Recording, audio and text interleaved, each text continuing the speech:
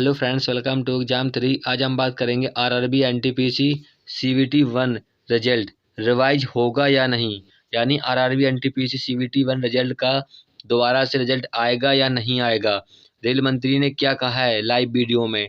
और RRB group D में 2 exam कर दिए हैं। ठीक है, तो ये एक एग्जाम होगा आरआरबी ग्रुप डी में, या 2 एग्जाम होंगे, या एग्जाम होंगे नहीं, और कब तक आपके एग्जाम होने वाले हैं। ठीक है, इस वीडियो में उन्होंने पूरा लाइव बताया है। ठीक है, तो देखिए रेल मंत्री ने क्या कहा है। पूछना चाहूंगा, कई छात्र हमें लगातार सोशल मीडिया पर लिख के सवाल पूछ रहे हैं, अगर आपकी अनुमति हो तो। उनमें ये कहा जा रहा है कि ग्रुप डी यानी लेवल 1 के पदों में सीबीटी क्यों लागू किया गया है, जबकि उसमें पेट और डीवी है। फिर सीबीटी ग्रुप क्यों है। दूसरा सवाल आप एक साथ चाहे इसका जवाब दे सकते हैं कि 2019 में आई नियुक्ति का पहला पेपर 2022 तक नहीं हुआ है, क्या 2024 तक होगा। जब एनटीपीसी में 20 गुना रिजल्ट कहा गया है तो 11 गुना क्यों दिया गया। एक ही विद्यार्थी का रिजल्ट 5 पोस्ट के लिए क्यों भरा गया। और तीसरा और आखिरी सवाल, 12वीं के पद के लिए 12वीं के बच्चों के साथ ग्रेजुएशन को बच्चों को बिठाया गया, क्या दोनों का स्तर समान है। नॉर्मलाइजेशन में 15-20 नंबर किस प्रक्रिया के तहत बढ़ाया घटाया जाता है। अगर आप छात्रों के सवाल जवाब दें सर, शायद उन्हें फायदा हो। आपने सारे प्रश्न पूछे, सारे महत्वपूर्ण प्रश्न हैं। मैं इन सारे प्रश्नों को एक एक करके लेता हूं। सबसे पहले लेवल 1 में 2 स्टेज एग्जाम क्यों। 1,25,00,000 के आसपास स्टूडेंट्स ने अप्लाई किया है।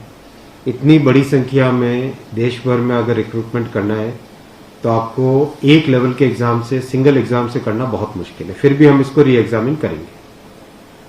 इतनी बड़ी संख्या में 1,25,00,000 कैंडिडेट्स अगर हो तो कैसे उनको एक साथ सेम तरीके से same level of hardness of question की, ये सब करना अति डिफिकल्ट है। आप सब इस प्रक्रिया से गुजर चुके हो, आप भी समझते होंगे।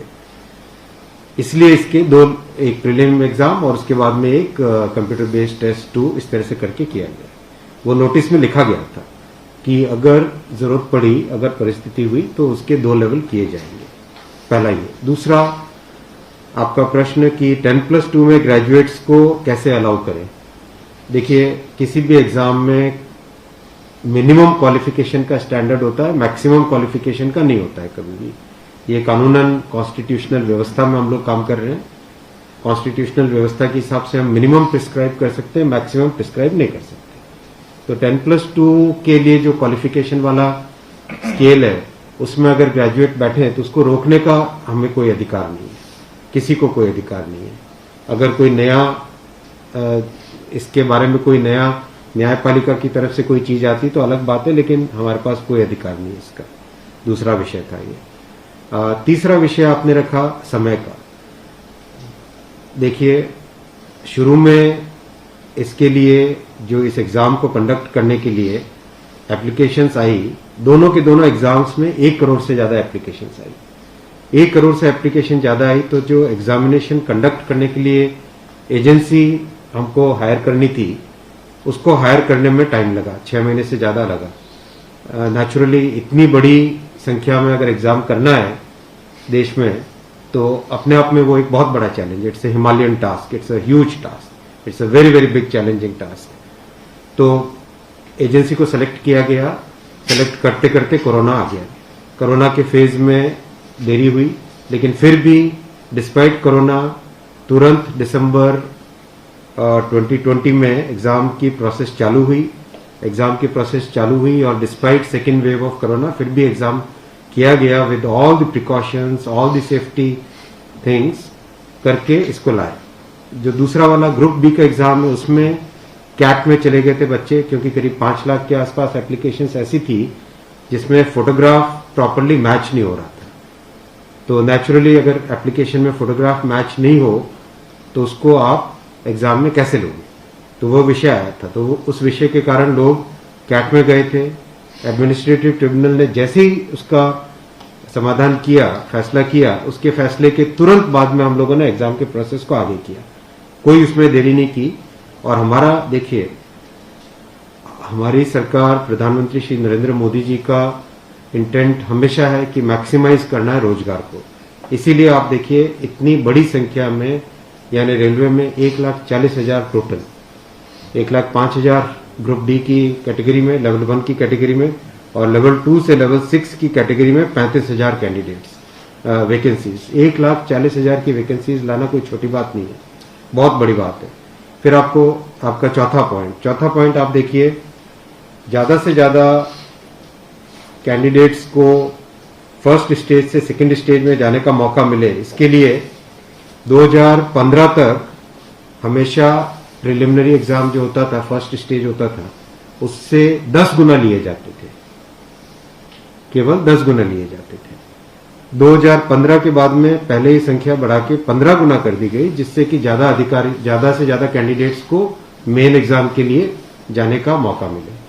और 2019 में इस संख्या को 20 गुना किया गया, ताकि ज्यादा से ज्यादा लोगों को अवसर मिले, ज्यादा से ज्यादा लोग, क्योंकि फर्स्ट स्टेज जो प्रिलिमिनरी एग्जाम इतना बड़ा नंबर है कि उस नंबर में हो सकता है कुछ बाय चांस उस दिन तबीयत ठीक नहीं हो, कोई दूसरा कारण हो, समय पे पहुंच नहीं पाए, कोई भी कारण से मिस कर गया, तो मैक्सिमम लोगों को हमें चांस देने का इंटेंट है। इसी इंटेंट के कारण 20 गुना किया गया।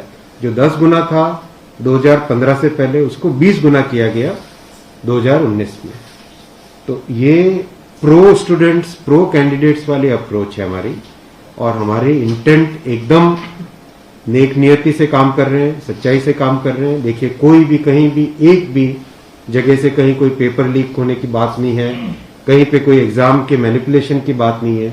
जो आज सिर्फ मुद्दा है, मुद्दा सिर्फ इतना है कि शॉर्टलिस्ट कैंडिडेट्स कितने किए जाए, यही मुद्दा है। इस मुद्दे को सॉल्व करेंगे, इसको भी हम बहुत सेंसिटिवली सॉल्व करेंगे। हमारे लिए छात्र हमारे साथी हैं, हमारे भाई हैं, हमारी ही बहनें हैं जो एग्जाम दे रहे हैं, तो हमारे लिए बहुत इंपॉर्टेंट है, हम इसको बहुत सेंसिटिवली। सर, एक तस्वीर और दिखाई पड़ी, बच्चों पर लाठीचार्ज। कल रात तो आपने देखा, अगर तस्वीरें दिखाई हो हॉस्टल में, मैं आपको इतना बताना चाहूंगा कि जो लोग किसी भी अपनी खुद की संपत्ति को अगर जलाते हैं, खुद की संपत्ति पे अगर अटैक करते हैं, उसको डिस्ट्रॉय करने की कोशिश करते हैं, तो उसमें जो प्रक्रिया पुलिस की होती है वो होनी, अगर हुई है, मेरी बात आप इसमें स्पष्ट रखिए कि मैं छात्रों को कह रहा हूं कि आपकी संपत्ति है, आप अपनी संपत्ति को जलाने के लिए क्यों बाहर निकले। और हम आपकी बात को शुरू से सुन रहे हैं। जिस दिन आपने पहले पॉइंट रखा, उसी दिन हमने तुरंत इसका, जैसे ही दूसरे दिन ही मेरे नजर में आ गई थी बात ये, तो दूसरे दिन मैंने तुरंत सारा ये टेबल मंगवाया कि आप मुझे एग्जैक्ट बताओ हर एक लेवल पे क्या वैकेंसी है, और हर एक लेवल पे एग्जैक्ट, जैसे लेवल 2 पे 5,663, उसकी जगह 1,13,000, कितने गुने? 20 गुने। लेवल 3 पे 4,940, उसके अगेंस्ट कितने शॉर्टलिस्टेड? 98,833, 20 गुने। तो जो नोटिस के अंदर प्रक्रिया एग्जैक्टली उसके हिसाब से किया, हर एक पे level 2, level 3, level 4, level 5, level 6, हर एक पे एग्जैक्टली 20 टाइम्स किया गया। इश्यू वो नहीं, इश्यू डुप्लीकेट नहीं, इश्यू यूनिक वाली बात आ गई। अब वो मुद्दा उनका है, क्योंकि इसलिए मुद्दा आ रहा है कि जिन लोगों ने तैयारी कर ली है, उनको लगता है कि हमें एक बार और चांस मिल जाए, इसीलिए हम इसको बहुत सेंसिटिवली